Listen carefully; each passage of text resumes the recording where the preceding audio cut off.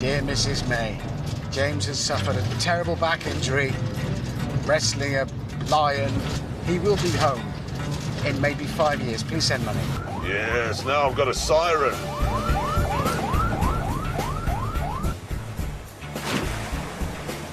It's going that way, east. That's the angle I want you to tell me.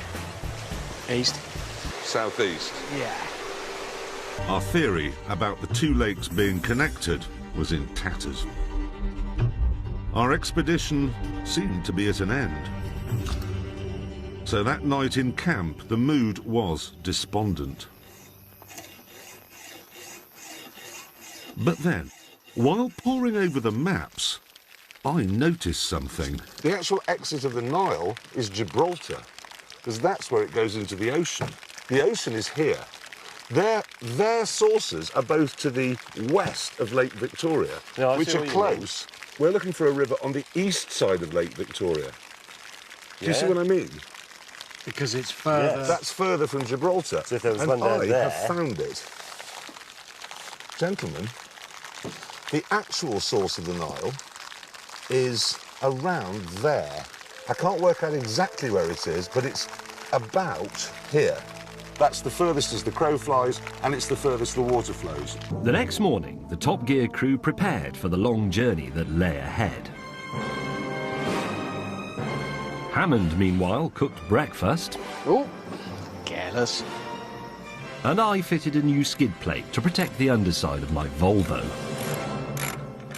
Nobody is allowed to use my car as a lavatory anymore. You could hear my improvised guard working there, protecting my vital intercooler from mud and sharp points. To be honest, it is a bit of an improvisation. It's not the thickest steel there is. You have to work with what you've got out in the bush.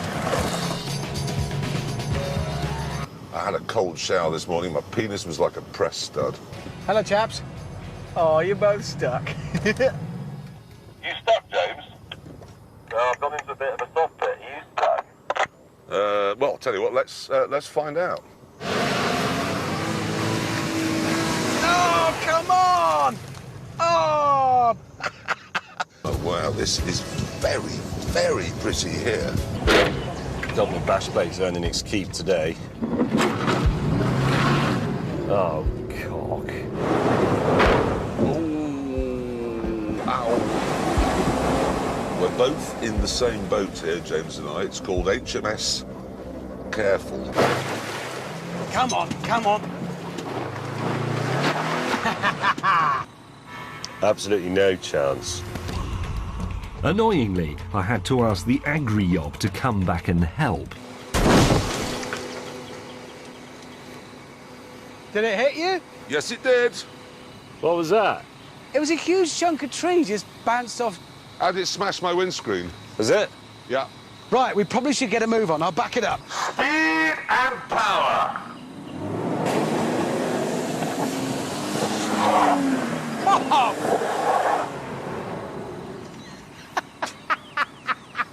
Having freed Jeremy, the men started to build him a new road. I wouldn't do that bare feet. I can't watch. We hoped that that would be the last of the mud. But as the day went on, it got even worse. And then, to add to the misery, I discovered there had been treachery. How long's that been there? Grief. You must have Hammond, I know what your panto face is. gouged the... Hammond, where is that? What are those big, really big things? Hammond, Because they could rip steel. It is from my... I know it's from my door. Well, you're not using that bit, and it was more useful on my car. You didn't even notice. That's it. That's it. Can you give me a tow?